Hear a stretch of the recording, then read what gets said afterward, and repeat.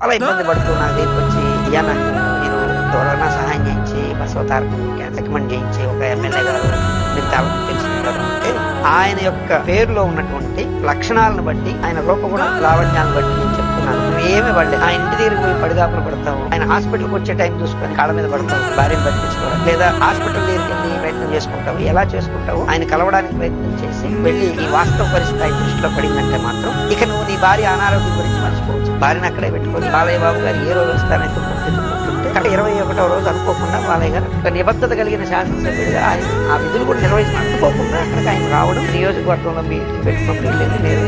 ఇప్పుడు ఆవిడ recovery super VIP treatment ఇచ్చారు. విఐపి ట్రీట్మెంట్ ఒక సాధారణమైనటువంటి ట్రీట్మెంట్ అది బాలయ్య గారు. కానీ ఆయన కూడా నాకు నేను వచ్చారు, నన్ను కలిశారు, నేను చెప్పాను కొంచెం ఆయనలో ఒక మూర్తిభవించిన స్వరూపం ఏంటంటే గుప్తదానాలు ఎక్కువ చేస్తారు. ఎవరికి ఏ సహాయం చేసినా దాన్ని పబ్లిక్ గా నేను ఇది చేశాను, నేను ఇది చేశానని చెప్పుకునే గుణం బాగా నచ్చుతాం.